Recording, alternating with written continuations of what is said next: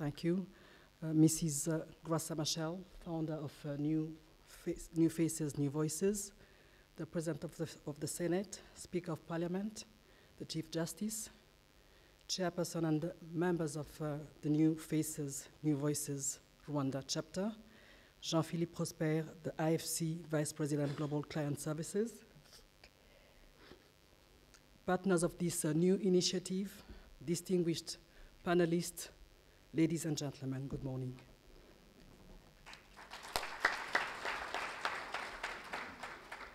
As Rwandan women, we are pleased to host a dedicated advocate for women's rights, Mrs. Grassa Machel.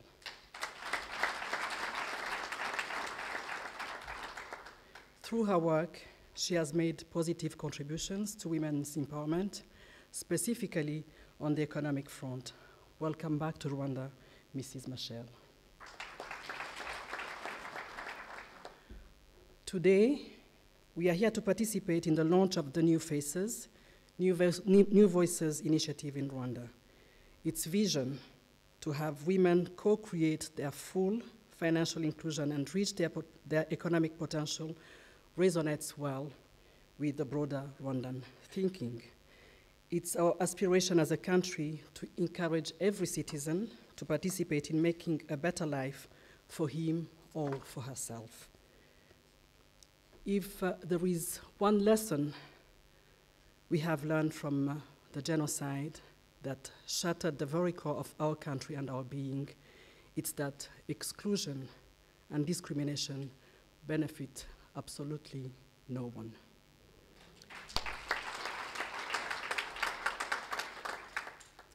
And the beauty of New Faces, New Voices is that it will serve.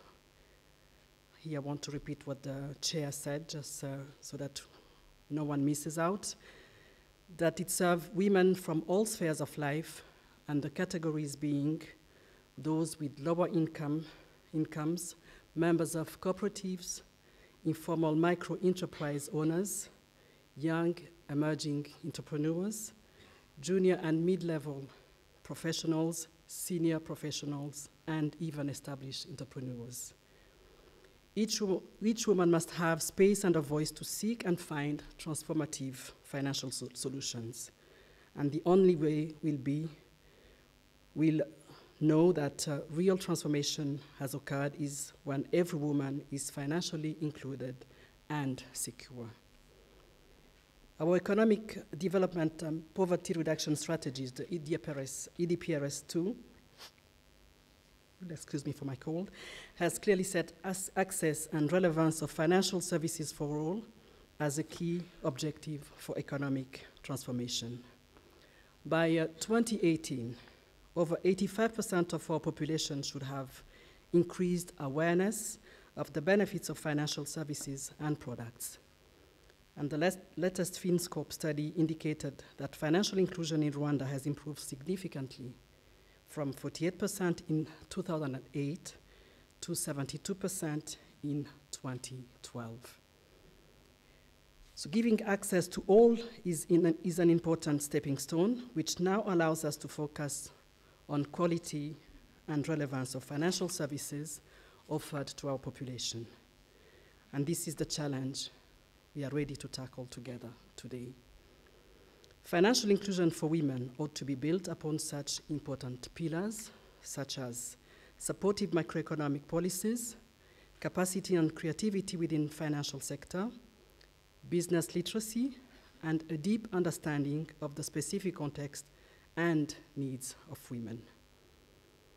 Through the definitive actions of Rwanda's leadership, policies and laws favorable to women have been put in place, and allow me to mention a few.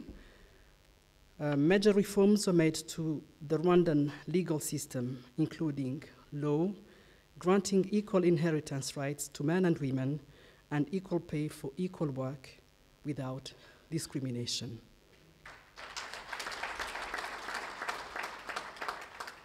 And of course, before achieving financial security, a woman's physical security has to be guaranteed.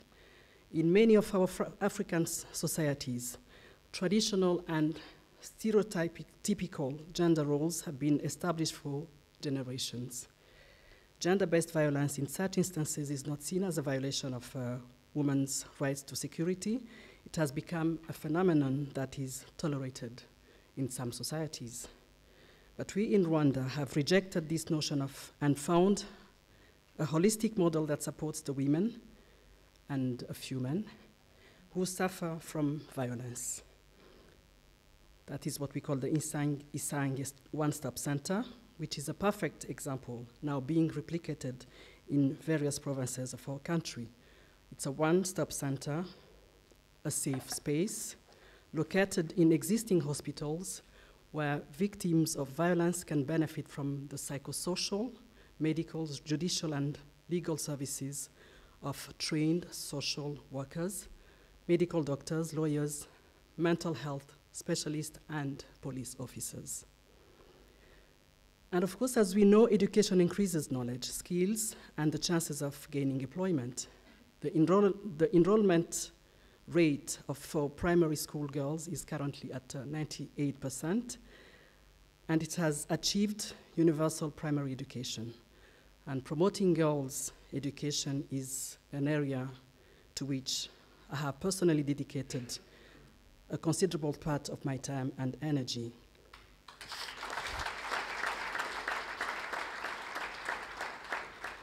For the last 10 years, through my foundation, we have encouraged girls to excel at school.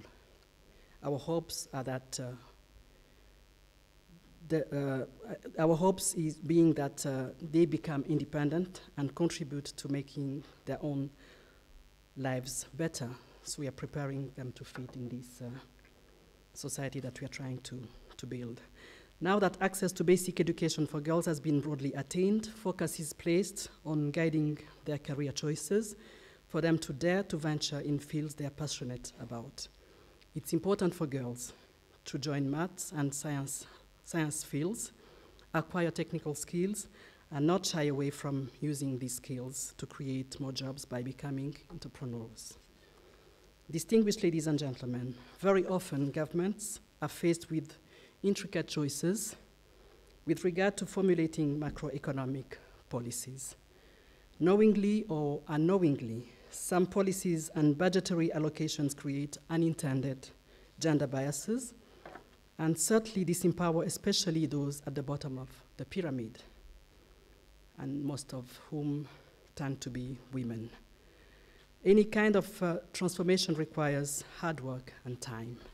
With this in mind, let us endeavor to be conscious and potential discriminatory legislation and bring them to notice. I trust that the 64% women that we have in the parliament will make sure that this does not happen. So let us also be bold about advocating for savings and investments as a foundation for a better future for our households and our nation, rather than succumb to the immediate gratification associated with sheer consumption. In Rwanda, women in cooperatives have now proven to be comparatively better clients for microfinance. I think Jean-Philippe Prosper has just said it, as they have relatively lower rates of non-performing loans. They provide important peer support and mentoring along the difficult road of business development. We can draw upon the wisdom of what we've termed the Kuremera Abagore, which is helping to lift women out of poverty.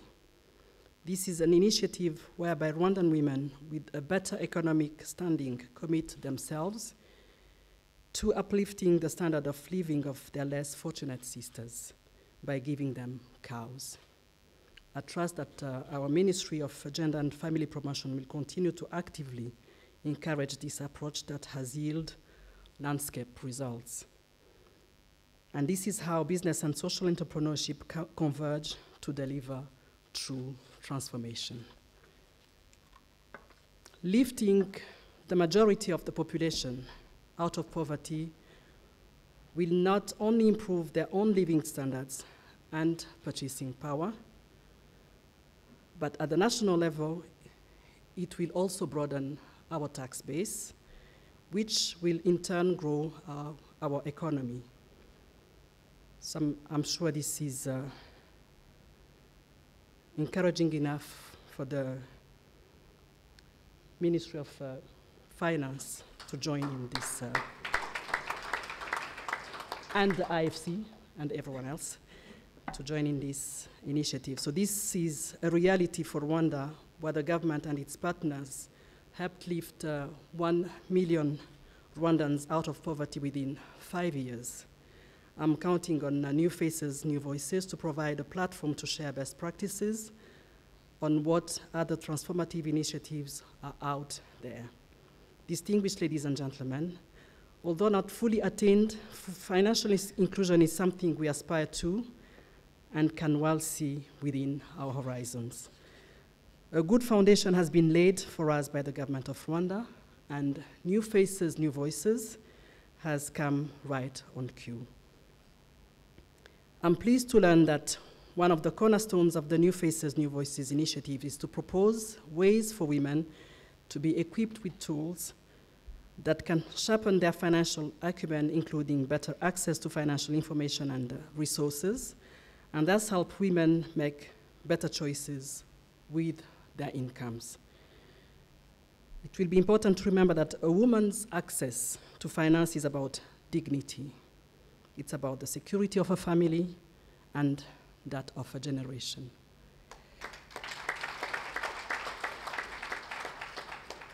The empowerment of women must begin with the empowerment of girls as a way of nipping in the bud the vicious cycle of inequality and insecurity. We must not reproduce financially insecure women and girls across generations. And as I end my remarks, I leave you with these 3 take-home. Rwanda's policy and commitment towards financial inclusion and entrepreneurship is not by accident, it is by design.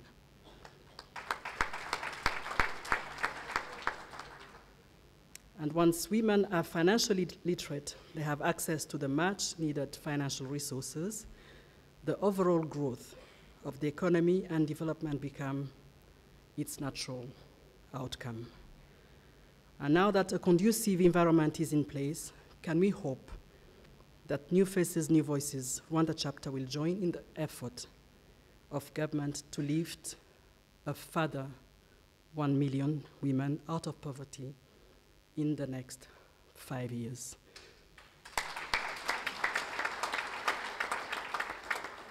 Such a beautiful coincidence, since it's going to coincide with our Vision 2020, so why don't we surpass our targets for the vision? So I hope that we shall all be back in 5 years to hear and hopefully to marvel at how far we have gone. I'm so excited to be the patron of this so promising future for our women, our families in Rwanda. Thank you for your attention.